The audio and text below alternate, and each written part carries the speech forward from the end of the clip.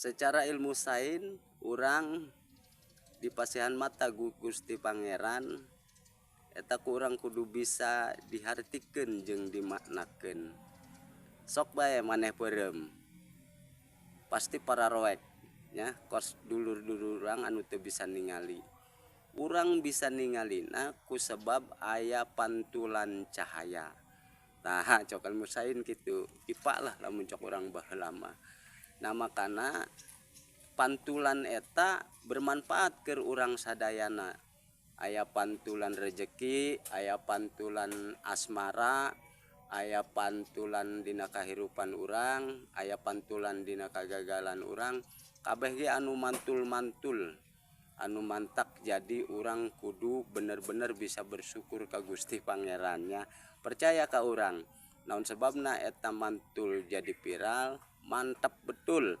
Mangkana mata urang bisa ningali ku sebab aya pantulan cahaya. Supaya mun mati lampu eta para roek ya ku sebab bau pantulan cahaya rampang rempeng urang haliwu.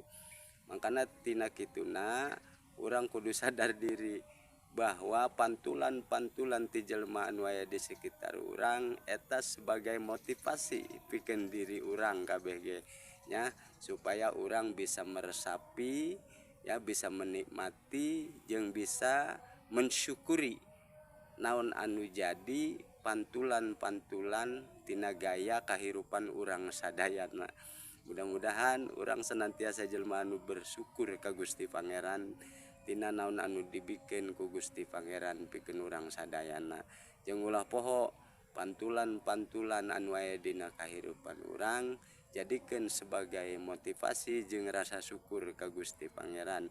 Mudah-mudahan urang jelema anu bisa memahami jeung mengerti bahwa hirup di alam dunia ieu berkaitan jeung anu lainna jeung anu sejena jeung anu aya di sekitar urang sadayana, terutama anu mantul-mantul.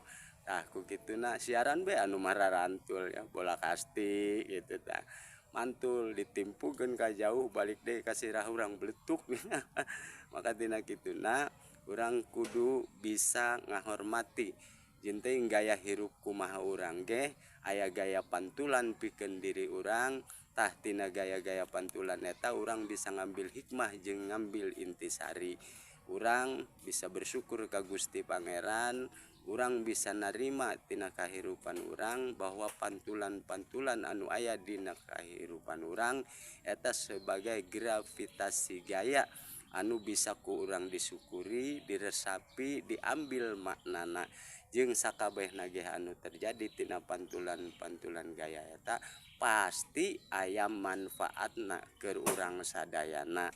Nah kitu nya dulur kabehan. Jadi pelajaran ilmu pengetahuan alam jeung pelajaran spiritualisasi keimanan urang ka Gusti Pangeran eta kudu nyetel lamun ibarat ampi player mah kudu pas.